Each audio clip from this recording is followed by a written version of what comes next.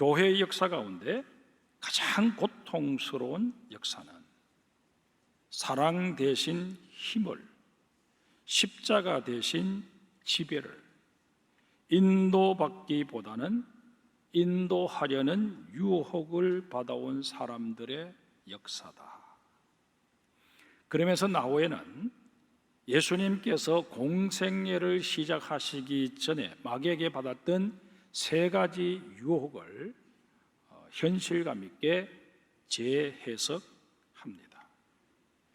예수님을 찾아온 마귀가 첫 번째 유혹을 합니다.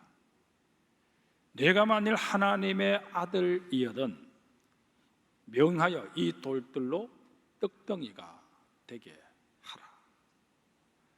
40일 동안 금식하신 예수님께 돌로 떡을 만들어 먹으라는 제안은 지극히 현실적인 문제를 해결하라는 것이었기에 굳이 유혹이라고 간주할 필요조차 없어 보였습니다. 그러하건만 예수님께서는 이 마귀의 제안을 심각한 유혹으로 받아들여 단호하게 대처하십니다. 이유가 뭘까요? 누구든 인간의 몸을 입고 있는 이상 가장 허물어지기 쉬운 문제가 무엇을 먹을까? 무엇을 마실까? 무엇을 입을까? 어디에 살까? 라는 의식주와 관련된 것들입니다. 사정이 이렇다 보니 어느 사람 할 것 없이 현실적인 문제에 연연하다 보면 시선을 땅에 빼앗기게 되어 있습니다. 그리고 이런 삶이 일상화되어 버리면 잠시 잠깐 고개를 들어 하늘을 바라보는 일조차 어색하고 힘들어지기가 십상입니다. 예수님께서는 이렇게 되는 것을 사전에 막으시고자 과하다 싶으실 정도로 반응을 보이신 것입니다. 다음으로 마귀는 예수님을 성전 꼭대기로 데려가서 내가 만일 하나님의 아들이여든 뛰어내리라 유혹합니다. 한마디로 공생애를 시작함에 있어서 사람들에게 멋있게 보여서 이목을 다 집중시키라는 그런 유혹이었습니다. 고대 그리스에서는 젊은 여인들이 자신의 늙어가는 모습을 도저히 받아들일 수 없어서 젊은 나이에 스스로 목숨을 끊는 일들이 종종 있었다고 합니다. 마귀는 이런 시대 분위기를 이용해 예수님에게 나약한 모습이 아니라 초라한 모습이 아니라 슈퍼스타의 모습으로 사람들의 갈채를 받으며 역사의 무대에 등장하는 게 어떻겠느냐고 꼬드긴 것입니다. 예수님은 본래 신성의 바탕을 둔 권위, 곧 카리스마를 가지고 계셨습니다. 그런데 마귀는 내가 너에게 신적인 권위, 카리스마가 있다는 것 다 인정한다. 그런데 그것 사장시켜 놓지 말고 너의 탁월함을 드러내는 일에 그거 사용해라. 그렇게 꼬드긴 것입니다. 여러분, 하나님께서 부여하신 그 신적 카리스마를 예수님이 그저 자기 일을 으스대고 뽐내기 위해서 사용한다고 한번 상상해 보십시오. 하나님의 뜻을 이루기는커녕 결국 자기 사랑에 빠져서 하나님이 명령하신 십자가 지는 일까지도 주저하게 되고 말 것입니다. 따라서 예수님께서는 이 말도 안 되는 유혹에 대해서도 당연히 선을 그으십니다. 마지막으로 마귀는 예수님을 높은 산으로 데려가서 천하만국과 그 영광을 보여주며 만일 내게 엎드려 경배하면 이 모든 것을 내게 주리라 유혹합니다. 예수님께서 이 땅에 오신 목적이 무엇이었습니까? 마귀의 손아귀에 있는 세상을 구해내시기 위함 아니었습니까? 이런 사실을 모를 리 없는 마귀가 예수님에게 우리 쉽게 가자, 서로 피 흘릴 게 뭐가 있느냐, 자기에게 한 번만 머리를 숙이면 내가 지금 세상에 대해서 가지고 있는 이 지배권을 예수 당신에게 다 넘겨주겠다, 이후로 나는 그 어떤 딴지도 걸지 않겠다, 그렇게 제안한 것입니다. 한 번만 자존심을 꺾으면 아주 쉽게 갈 수 있는 길이 있는데, 굳이 힘들게 십자가에 달려서 고초를 겪어야 할 이유가 어디에 있느냐는 유혹이었습니다. 이런 마귀의 유혹에 대해 예수님께서는 벼락같이 화를 내시며 사탄아 물러가라 하고 외치십니다. 더 적나라하게 표현을 하면 썩것이라고 소리를 치신 것입니다. 왜 그러셨을까요? 마귀에게 단 한 번이라도 머리를 숙이는 것은 마귀에게 이기는 게 아니라 굴복한 것이 되기 때문입니다. 그런데 여러분, 우리가 정말 유념해야 할 것은 예수님께 가해졌던 이 마귀의 유혹이 초기 기독교 공동체에는 물론이거니와 오늘 우리에게까지 계속 이어지고 있다는 사실입니다.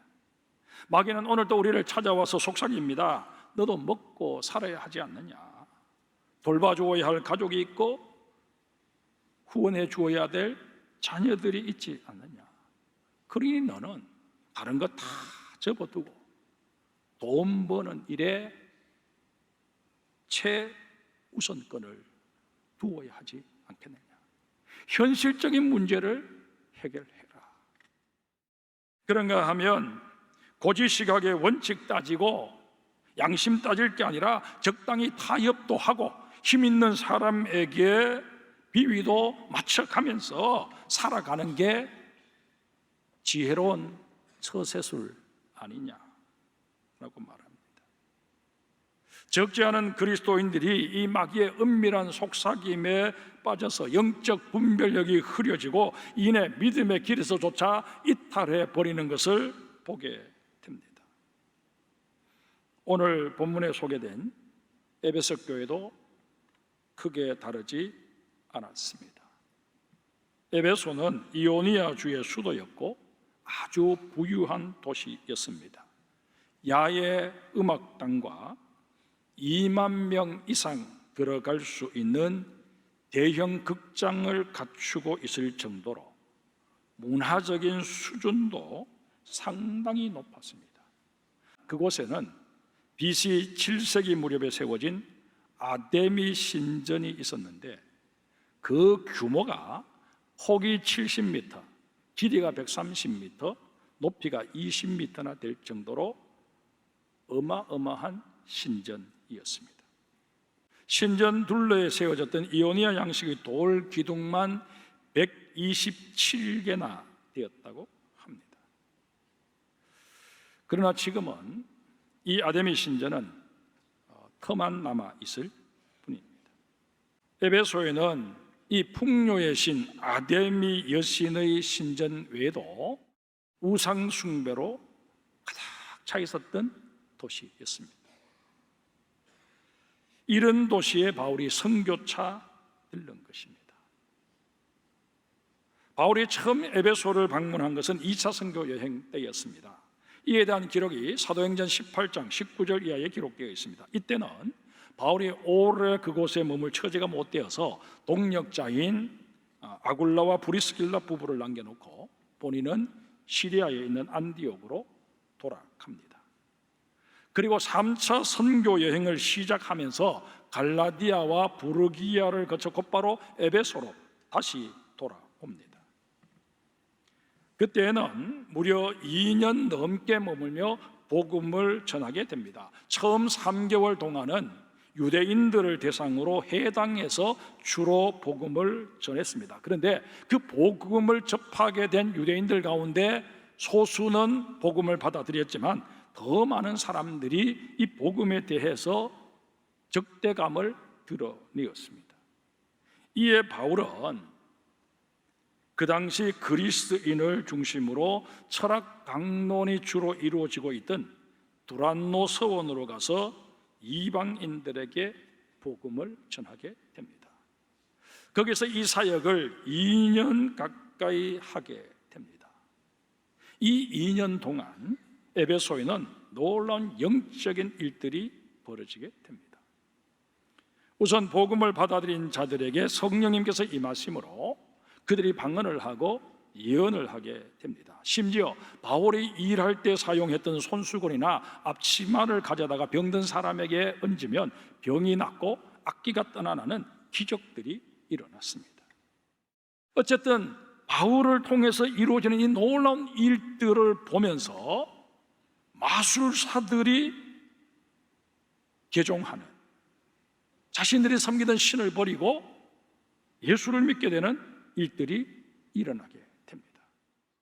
그런 일들을 통해서 이 에베소 지역에 그리스도인들이 점점 많아지게 되었고 교회가 세워지게 됩니다.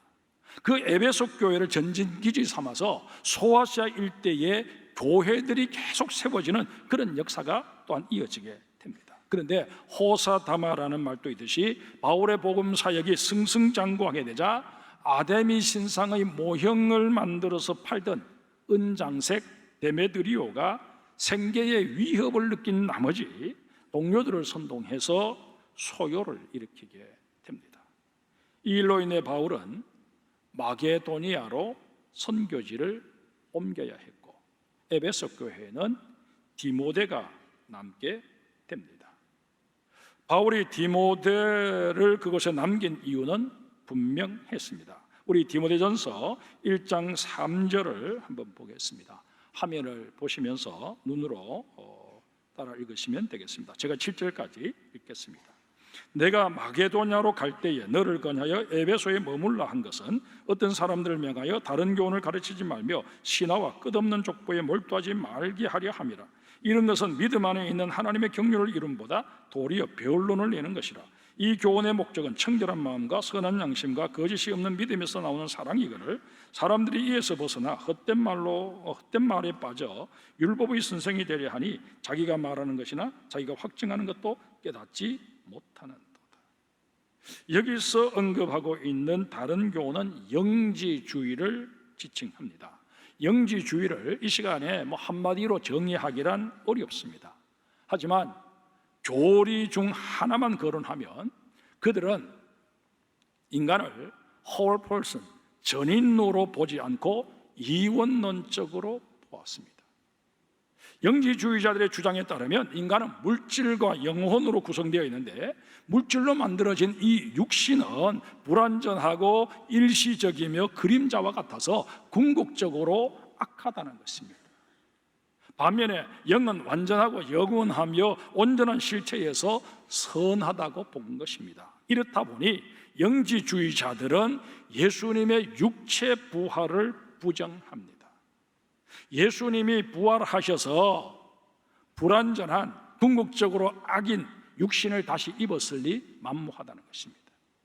또한 우리 그리스도인들이 천국에 감에 있어서 새로운 몸을 입고 부활한다는 것도 부인합니다. 이러다 보니 기독교의 가르침과 배치되는 것입니다. 그런가 하면 신화와 족보에 몰두하지 말라고 했는데 이는 유대주의자들을 따르지 말라는 말씀입니다. 유대주의자들은 선민 사상에 사로잡혀서 아브라함의 후손임을 자랑하며 이방인들을 아주 비하하고 멀리했습니다. 이러니 인류를 구원하시고자 예수 그리스도를 이 땅에 보내신 하나님의 경륜에 이 유대인들의 생각 자체가 어긋날 뿐만 아니라 이들은 메시아와 관련해서도 논쟁을 불러일으켰습니다. 예수는 선지자 중 하나일 뿐, 메시아는 아직 오지 않았다라고 주장하는 것이 유대주의자들입니다. 이에 더하여 율법주의자들까지 가세하면서 아무리 너희가 예수를 믿어도 율법의 조항들을 지키지 않으면 구원받지 못한다. 그렇게 가르친 것입니다. 에베소 교회는 이런 혼란스러운 분위기 속에서도 무엇이 옳은지 그른지 잘 분별해내고 복음에 근거해서 자신들의 신앙을 지켜낸 것입니다. 이를 위해 에베소 교회 성도들은 희생을 감내해야 한다면 희생을 감내했고, 수고해야 한다면 수고도 마지 않았습니다. 물질적으로 손해를 보고 인격적으로 모욕을 당하고 사회적으로 불이익을 당하는 그 모든 일들을 개의치 않았습니다. 인내를 헬라어로 히포모네라고 하는데 그 어원이 히포메노입니다. 이 단어는 히포, 아래를 뜻하는 전치사와 머물다라는 뜻을 가지고 있는 메노라는 동사의 합성어입니다. 이렇게 볼 때 인내라고 하는 것은 겸손하게 낮아져서 다른 사람들보다 아래에 머무는 것임을 알 수 있습니다. 복음을 위하여, 교회의 덕을 위하여 철저하게 자기 자신을 낮추며 살았던 이 에베소 교회 성도들의 수고를 주님께서는 내가 다 안다라고 말씀하여 주십니다. 이 안다라고 하는 단어도 그저 단순히 지식적으로 아는 수준이 아니라 처음부터 끝까지 완벽하게 동영상을 찍어서 보듯이 확실하게 안다는 그런 의미입니다. 이렇듯 에베소 교회는 주님의 눈여김을 받았던 꽤 괜찮은 교회였습니다. 그뿐만이 아닙니다. 주님의 칭찬은 거기서 그치지 않고 계속 이어집니다. 2절 첫 번째 줄 끝부분부터 한번 보실까요? 또 악한 자들을 용납하지 아니한 것과 자칭 사도라 하되 아닌 자들을 시험하여 그의 거짓된 것을 내가 드러낸 것과 또 내가 참고 내 이름을 위하여 견디고 게으르지 아니한 것을 아노라. 여러분, 이때 이 교회가 얼마나 어려움을 당했을지는 유적을 통해서 확인할 수 있습니다. 에베소 지역은 그나마 다른 지역에 비해서 고대 유적들이 많이 남아 있는 지역입니다. 그런데 에베소 교회의 터가 어디였는지는 알 길이 없습니다.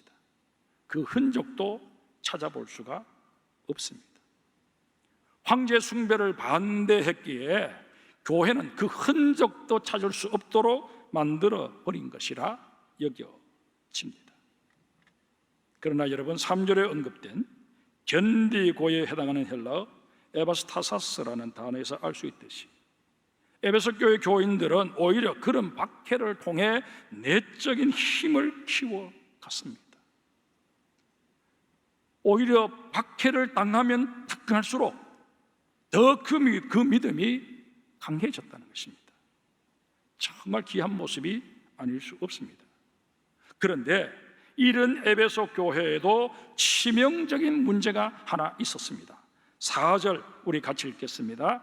그러나 너를 책망할 것이 있나니 너의 처음 사랑을 버렸느니라. 여러분, 도덕적으로 결함이 없고 그 삶이 반듯한 사람들이 보편적으로 갖는 약점이 뭘까요? 포용력이 약하다는 것입니다. 본인은 분명 법 없이도 살 만큼 완벽한데 그렇지 못한 이웃에 대해서는 눈살을 찌푸리고 못마땅해 하는 기색을 드러내기 일쑤입니다. 우리 역지사지라는 말처럼 에베소 교회 교인들의 입장이 돼서 한번 생각해 봅시다. 앞서도 말씀드렸듯이 에베소 교회 성도들은 영적으로 많은 도전에 직면해야 했습니다. 그러면서도 교회가 부흥하고 입소문이 나게 되자 복음을 왜곡해서 가르치려는 거짓 교사들이 끊임없이 찾아와서 교회를 흔들어댑니다. 이단에 빠진 자들이 계속 찾아와서 미혹합니다. 여러분, 그냥 흐지부지 예수 믿는 사람들은 이단에 빠지지도 않습니다. 뭔가 열심히 제대로 한번 믿어보려고 하는 사람들이 이단에 빠지잖아요. 그러니 이 시대에도 이런 이단에 빠진 사람들이 극성스럽게 와서 교회의 성도들을 흔들어 놓은 것입니다.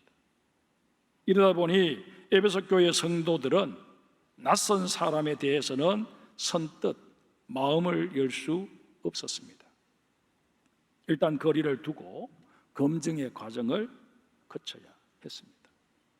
사실 누군가를 검증한다는 것은 냉정함을 요구하기에 사람과는 다소 거리가 멀 수밖에 없습니다. 그런데 이런 상황이 하루 이틀 되다가 끝난 게 아니고 한 사람이 신앙생활을 시작해서 마칠 때까지 계속 이어졌다고 한번 생각해 보세요. 자기도 모르는 사이에 사랑의 감정은 약해지고 의심과 선입견이 강하게 자리되게 하지 않겠습니까? 주님께서는 에베소 교회가 문제를 해결할 수 있는 비결을 세 가지로 가르쳐 주십니다. 그 첫 번째가 어디서 떨어졌는지를 생각하라고 말씀하십니다. 여기서 생각하다에 해당하는 헬라가 무네모니웨인데 현재 능동태 명령형입니다. 계속해서 생각하라는 것입니다. 한번 생각해보고 그만두라는 게 아니고 끊임없이 생각하라는 것입니다. 여러분과 저 신앙생활을 하다 보면 나도 모르는 사이에 내가 처음 믿을 때 가졌던 그 신앙이 식어질 때가 있습니다. 내 신앙이 자꾸 무미건조해질 때가 있습니다. 그때 그저 다 그런 거지 그렇게 생각하지 말고 내가 정말 주님께서 내 모든 수고를 그치라고 하시는 그때까지 나는 내 신앙이 흐트러지는 것, 또 침체기에 빠지는 것, 이런 것들을 계속 문제 삼고 끊임없이 왜 내게 영적으로 이런 일이 일어나는가 생각하고 생각해 보라, 우리 주님이 명령하시는 것입니다. 두 번째는 회개하라 말씀하십니다. 이에 해당하는 헬라가 메타노에손인데 단번에 그리고 완벽하게 돌아서라는 의미입니다. 세 번째로 처음 행위를 가지라 말씀하십니다. 가지라에 해당하는 헬라가 포이에손인데 즉시 행하라는 명령입니다. 우리는 이 세 개의 동사를 통해서 믿음의 시제는 언제나 지금이라는 사실을 깨닫게 됩니다. 신앙적인 결단, 차일피일 미루는 문제가 결코 아닙니다. 이 예배에 참여한 우리를 향해서 하나님께서는 너희가 첫사랑을 잃어버렸느냐? 그러면 그 원인이 어디에 있는지 깊이 생각하라. 그리고 그 원인을 발견했으면 주님 앞에 회개하고 돌아서라. 다시 첫사랑의 자리로 돌아오라 말씀하십니다. 언제 그렇게 하라는 것입니까? 지금 이 시간에 그렇게 하라는 것입니다. 좀 생각해보고 다음 주에 하지 다음 달에 하지 내년에 하지 아니라는 것입니다. 그런데 우리가 꼭 알아야 할 사실이 하나 더 있습니다. 하나님의 명령은 엄중하면 엄중할수록 그 명령에 순종한 자들에게 베푸시는 보상도 크다는 사실입니다. 우리 오늘 본문 7절을 같이 읽겠습니다. 귀 있는 자는 성령이 교회들에게 하시는 말씀을 들을지어다. 이기는 그에게는 내가 하나님의 낙원에 있는 생명나무의 열매를 주어 먹게 하리라. 여기서 우리가 주목해 보아야 할 단어는 교회들이라는 단어입니다. 분명 요한계시록 2장 1절에서 7절까지의 말씀은 에베소 교회에 주시는 말씀인데 마지막 결론에 이르러서 에베소 교회라고 지칭하지 않고 교회들이라고 지칭하고 있다는 것입니다. 우리는 이 하나의 사실을 통해서 오늘 이 에베소 교회에 주시는 말씀은 단지 에베소 교회만을 향한 것이 아니고 우리 장성교회를 포함해서 이 땅에 존재하는 모든 교회를 향해서 주시는 말씀임을 깨닫게 됩니다. 따라서 첫사랑을 잃어버렸는지 확인해야 될 교회가 에베소 교회이기 이전에 우리 장성교회일 수 있다는 것입니다. 에베소 교회 그 어떤 성도이기 전에 바로 나 자신일 수 있다는 것입니다. 이 사실을 깊이 자각하고 내가 어디에서 처음 사랑을 잃어버리게 되었는지 끊임없이 그 원인을 찾을 뿐만 아니라 원인을 찾아서 회개하고 다시 첫사랑의 자리로 돌아서야 합니다. 그리함으로 에베소 교회에 약속하신 보상, 곧 하나님의 낙원에서 생명나무 열매를 먹고 영생하는 복의 주인공이 되어야 할 것입니다.